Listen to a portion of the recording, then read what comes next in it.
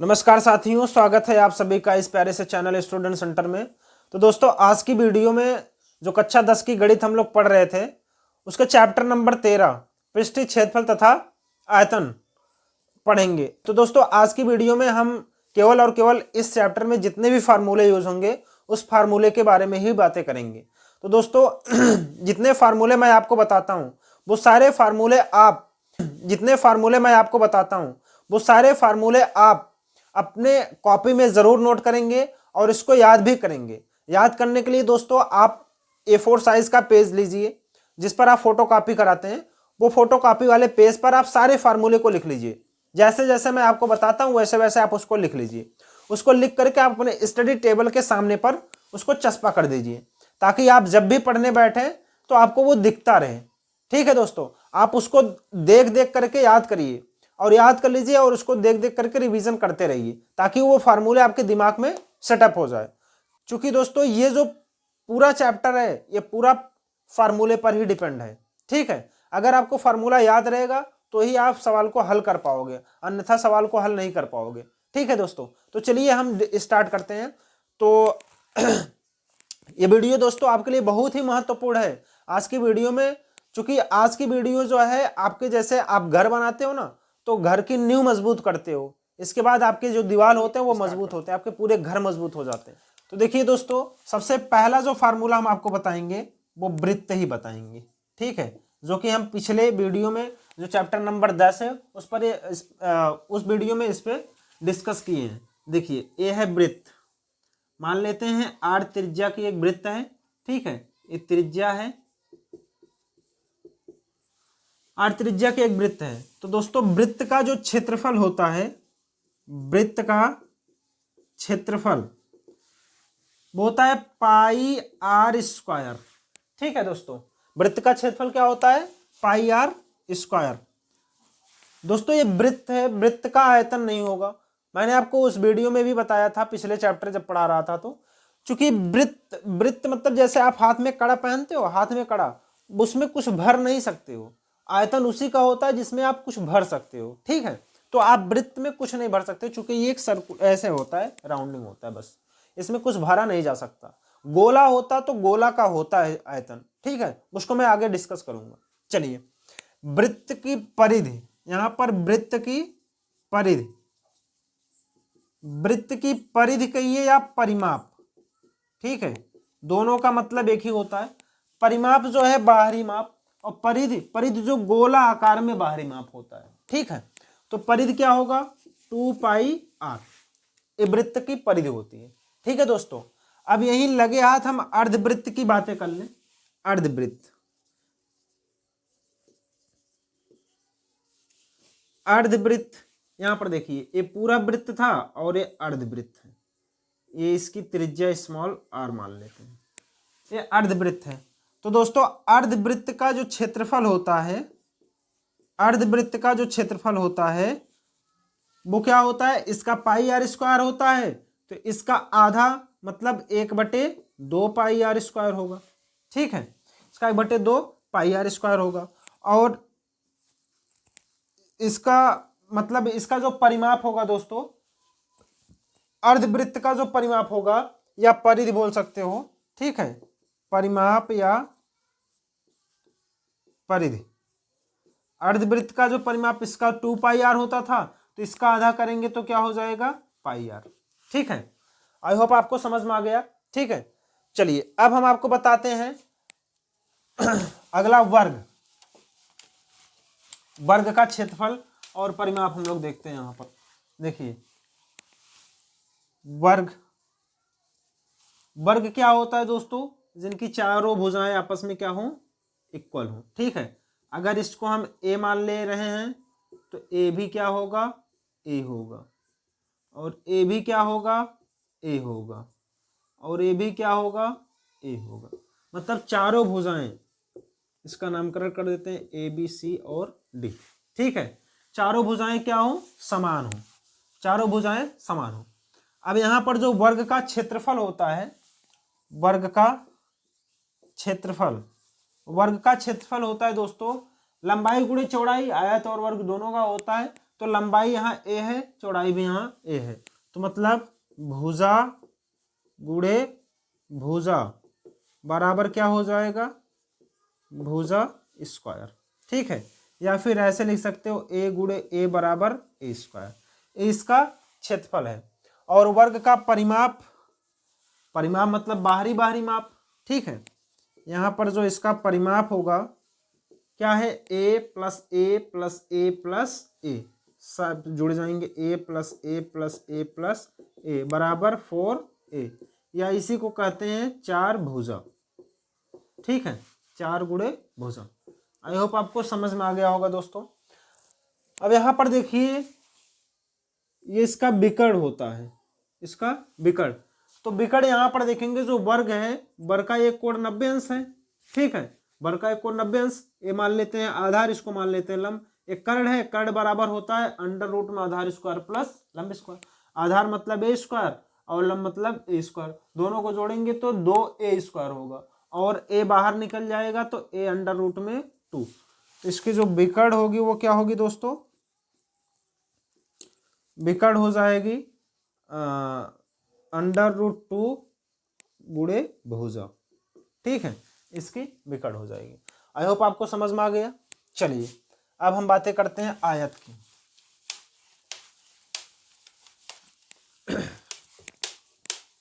देखिए दोस्तों, आयत,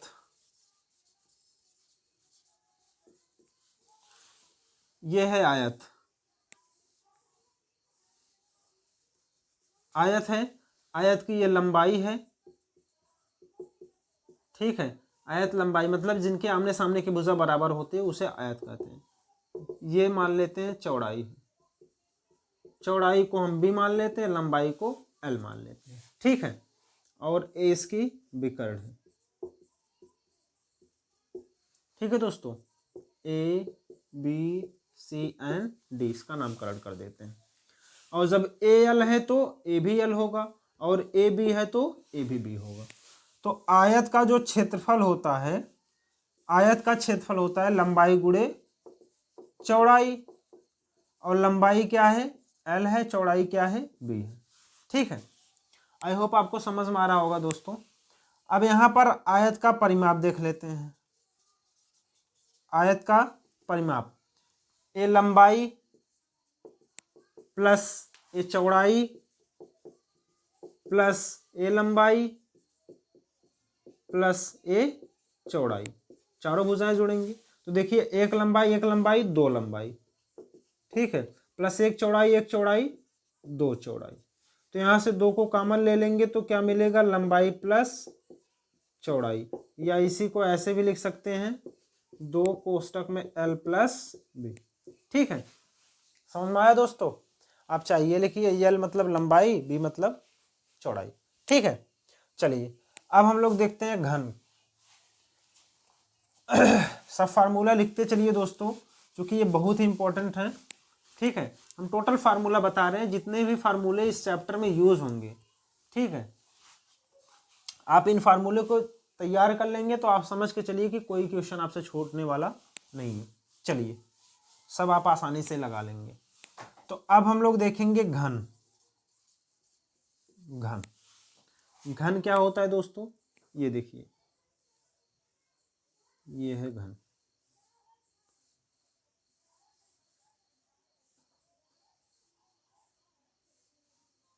ये देखिए, ठीक है, ए मान लेते हैं इसकी लंबाई है, और ये इसकी चौड़ाई है, चौड़ाई भी ए है, और ये इसकी ऊंचाई है, ऊंचाई भी ए है।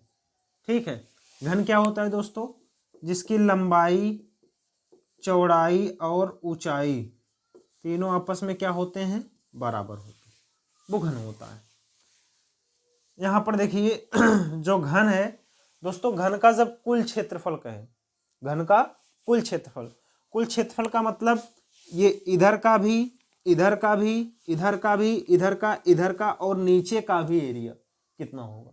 ठीक है, तो पूरा देखा जाएगा घन, अगर यहाँ पर पूरा कुल लेंगे तो घन का कुल क्षेत्रफल क्या होगा दोस्तों, कुल क्षेत्रफल होगा इसका 6 भुजा स्क्वायर, 6 भुजा स्क्वायर। ठीक है, एक कुल क्षेत्रफल होगा। और बाहरी क्षेत्रफल, केवल बाहरी क्षेत्रफल ये नीचे का छोड़ करके तो 4 ही है।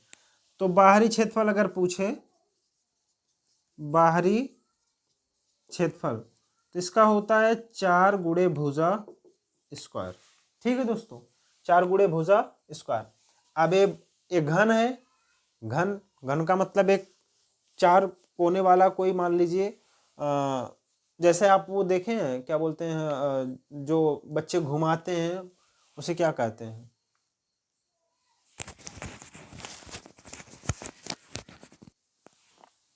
ठीक है दोस्तों, तो चलिए अब हम इसका देखते हैं आयतन। इसका आयतन, आयतन क्या होगा दोस्तों? भुजा क्यूब होता है, भुजा क्यूब। आई होप आपको समझ में आ रहा होगा। और इसकी अगर विकर्ण देखी जाए, इसकी विकर्ण, तो घन का विकर्ण जो होता है, विकर्ण इसका होता है √3 गुणे भुजा। ठीक है, आई होप आपको समझ में आ रहा होगा दोस्तों। ठीक, चलिए अब हम आगे चलते हैं घनाभ की ओर।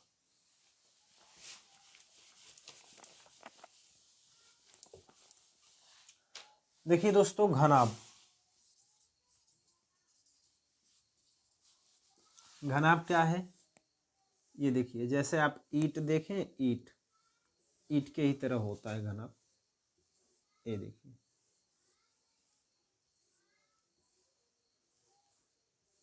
ठीक है, ये है लंबाई, लंबाई को हम L मानते हैं। और ये है चौड़ाई, चौड़ाई को हम B मानते हैं। और ये है ऊंचाई, ये है ऊंचाई को H मान लेते हैं। ठीक है, यहाँ पर जो लंबाई है वो L है, और जो चौड़ाई है वो B है, और जो ऊंचाई है वो H है। तो घनाभ का जो कुल क्षेत्रफल होता है, इसका कुल क्षेत्रफल, तो कुल क्षेत्रफल दोस्तों इसका होता है 2 कोष्टक में लंबाई गुणे चौड़ाई प्लस चौड़ाई गुणे ऊंचाई प्लस ऊंचाई गुणे लंबाई। ठीक है, ये होता है इसका कुल क्षेत्रफल। और अगर बाहरी क्षेत्रफल की बात की जाए, तो बाहरी क्षेत्रफल होता है दोस्तों घनाभ का 2 कोष्टक में L प्लस B, और यहाँ पर ऊंचाई का गुणा हो जाता है। ठीक है, आई होप आपको समझ में आ रहा होगा। इसके बाद आ जाती है बारी आयतन की। आयतन, तो घनाभ का आयतन होता है दोस्तों लंबाई गुणे चौड़ाई गुणे ऊंचाई।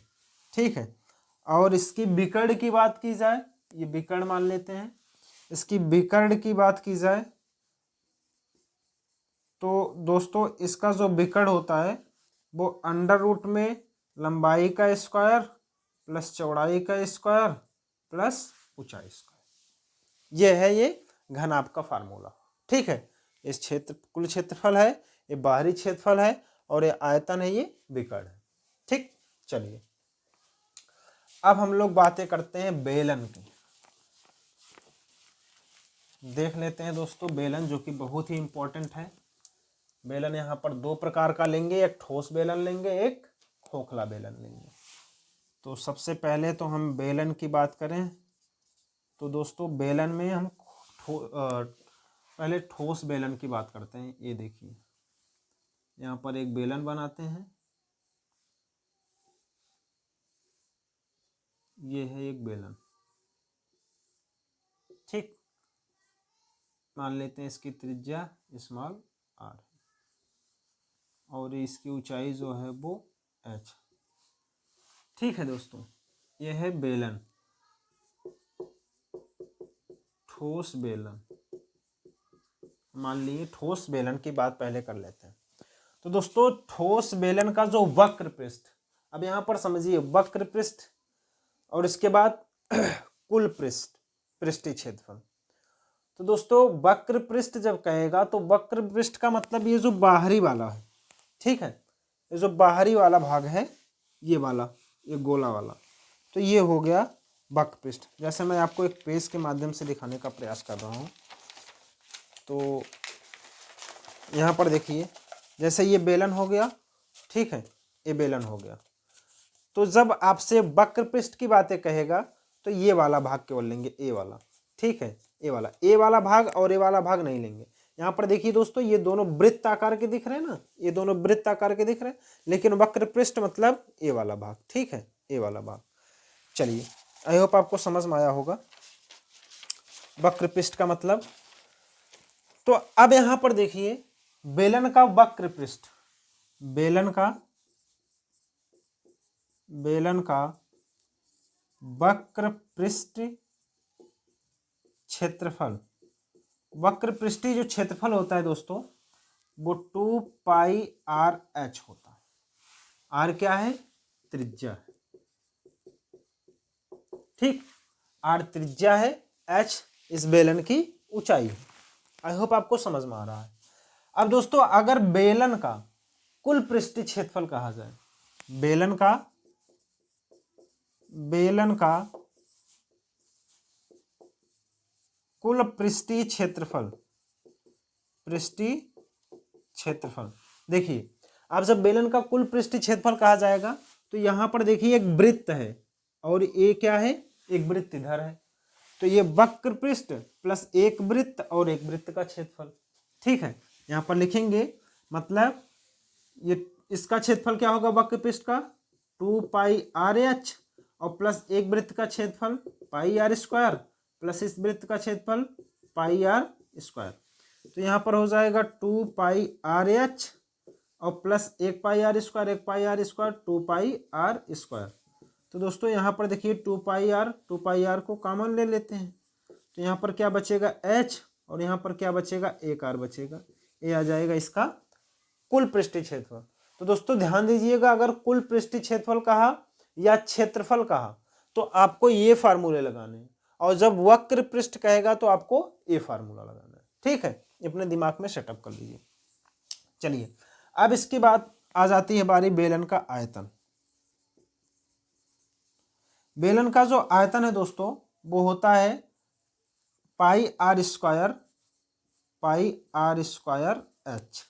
ये होता है ठोस बेलन का आयतन, ठीक है। आई होप आपको समझ में आ गया। चलिए, अब हम बातें करते हैं खोखले बेलन की। यहां पर देखिए,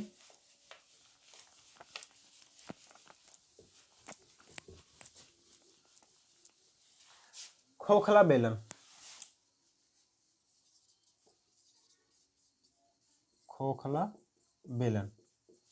खोखला बेलन क्या होता है दोस्तों? जैसे कि अभी हमने आपको कागज मोड़ करके दिखाया, कागज के बीच में देखिए खाली जगह है, तो ये खोखला बेलन है। और यही अगर हम इसको भर करके, जैसे एक लकड़ी ले लें, लकड़ी को काट करके, एक लकड़ी काट करके मतलब गोला सा बना लें, तो वो ठोस बेलन हो जाएगा, ठीक है। तो और ये जो कागज अगर हम मोड़ते हैं तो ये क्या होता है? खोखला बेलन। तो चलिए यहाँ पर मैं आपको बना करके दिखाता हूँ। ये देखिए,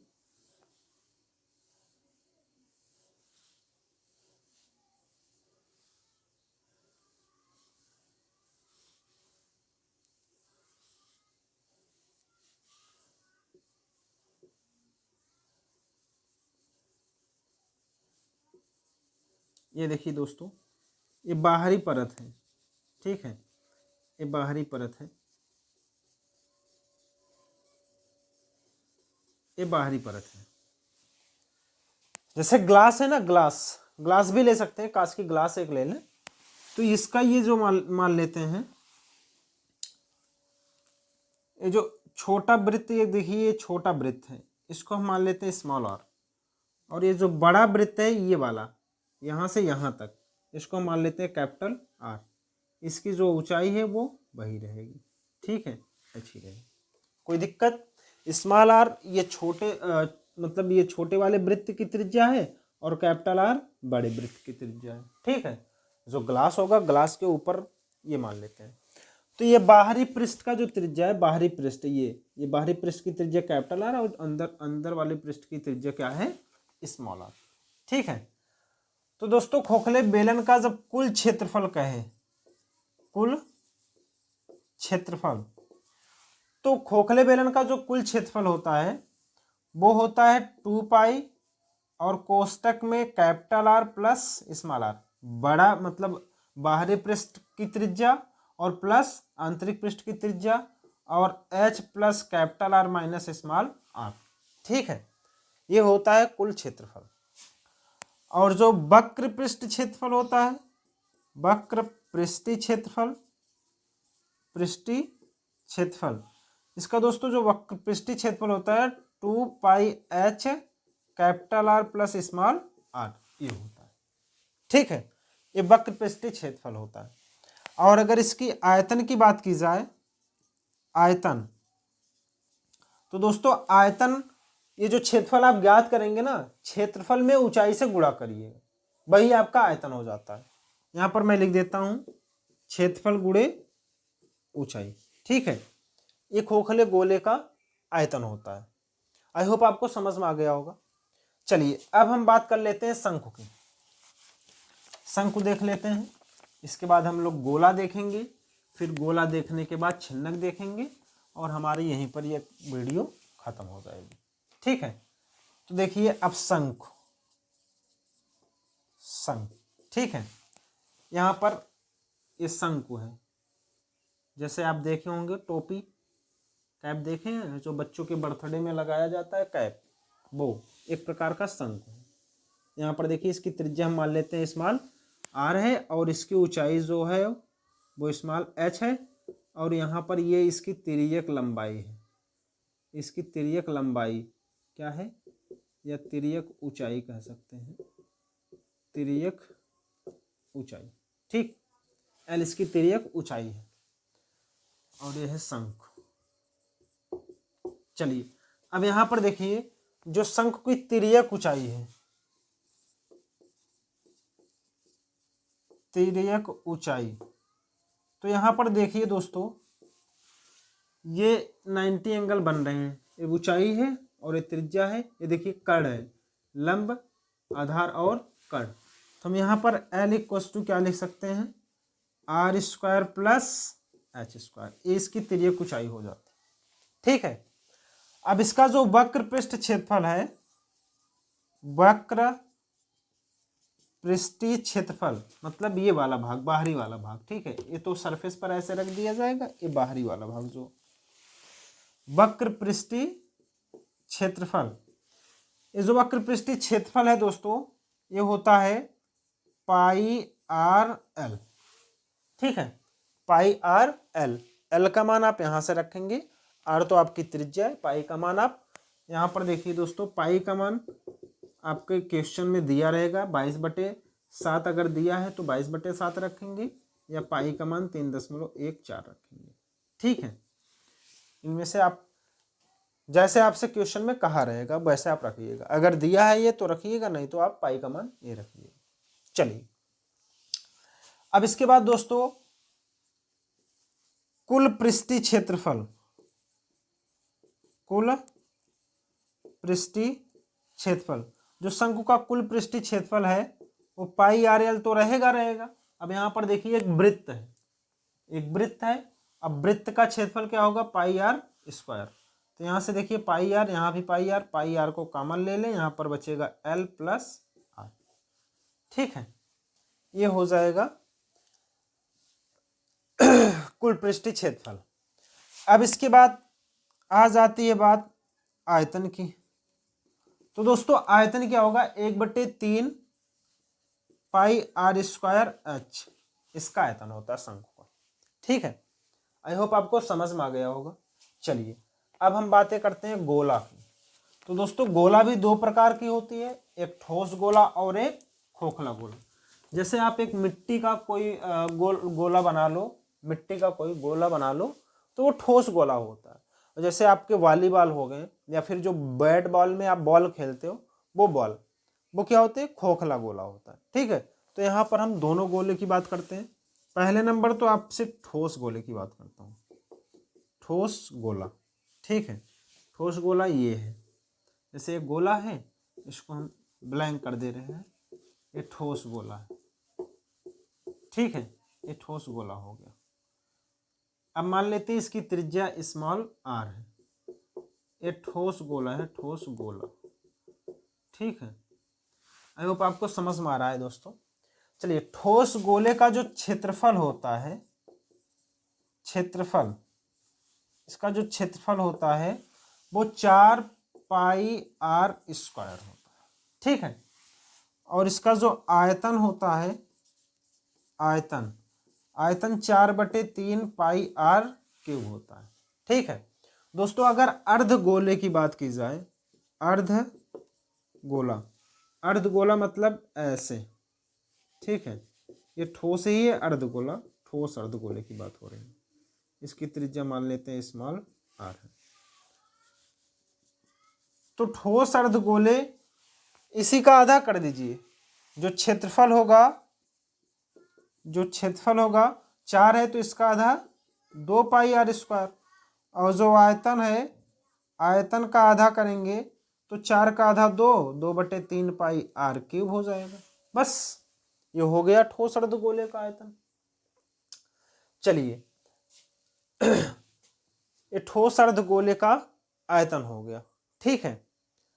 अब यहां पर दोस्तों थोड़ा सा ध्यान दीजिए, जो ठोस अर्धगोला है, ये जो क्षेत्रफल निकला है ना, इसका वक्र पृष्ठ क्षेत्रफल है। क्या है? वक्र पृष्ठीय क्षेत्रफल, वक्र पृष्ठीय क्षेत्रफल, ठीक है।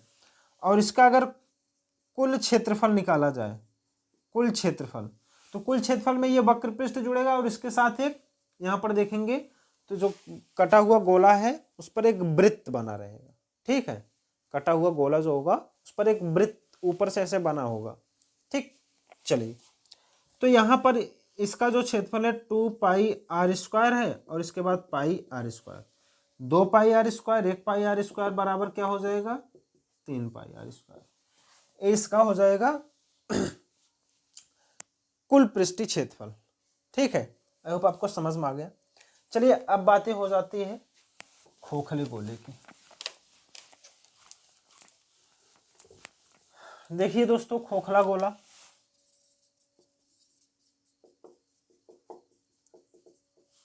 खोखला गोला, ये देखिए, ये है खोखला गोला। इसको ब्लैंक कर दे रहे हैं। इसका आंतरिक पृष्ठ हो गया, इसको स्मॉल आर से लिख रहे हैं, और इसका ये बाहरी पृष्ठ हो गया, यहां से ले लेते हैं बाहरी पृष्ठ, इसको कैपिटल आर से ले लेते हैं, ठीक है। ये खोखला गोला जैसे बॉल हो गया, बॉल, बॉल का ये आंतरिक पृष्ठ है और ये बाह्य पृष्ठ है। तो बाह्य पृष्ठ की जो त्रिज्या है वो कैपिटल आर है, और आंतरिक पृष्ठ की जो त्रिज्या है वो स्मॉल आर है। चलिए, अब खोखले गोले का जो बाहरी क्षेत्रफल है, बाहरी क्षेत्रफल, बाहरी क्षेत्रफल, जो खोखले गोले का बाहरी क्षेत्रफल है दोस्तों, वो 4 पाई कैपिटल आर स्क्वायर होगा, ठीक है। 4 पाई कैपिटल आर स्क्वायर। और इसके बाद खोखले गोले का जो आयतन है, खोखले गोले का आयतन, आयतन बराबर 4/3 pi capital R cube minus 4/3 pi small R cube. तो यहाँ से 4/3 पाई को कॉमन ले लेंगे तो आर क्यूब कैपिटल में और माइनस आर क्यूब स्मॉल में, ठीक है। इसका आयतन हो जाएगा। आई होप दोस्तों आपको समझ में आ गया, ठीक है। चलिए अब हम बातें करते हैं छिन्नक की। छिन्नक देख लीजिए, छिन्नक क्या है इसको पहले समझ लीजिए। जैसे देखिए, ये शंकु है, शंकु, अब हम इस शंकु को आधे से काट दें, इस शंकु को आधे से काट दें तो कैसा बनेगा? कुछ इस प्रकार का, ठीक है, इस प्रकार का बनेगा कुछ।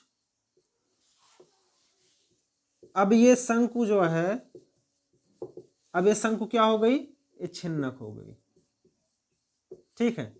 अब यहाँ की त्रिज्या हम मान लेते हैं R2 और यहाँ की त्रिज्या हम मान लेते हैं R1, और ये ऊंचाई h हो गया, और इसकी ये तिर्यक लंबाई होगी। क्या होगी? तिर्यक लंबाई, ठीक है। तो देखिए, जो छिन्नक है, छिन्नक का वक्र पृष्ठीय क्षेत्रफल, वक्र पृष्ठीय क्षेत्रफल, तो दोस्तों जो इसका वक्र पृष्ठीय क्षेत्रफल होता है वो पाई एल कोष्टक में R1 प्लस R2। ठीक है,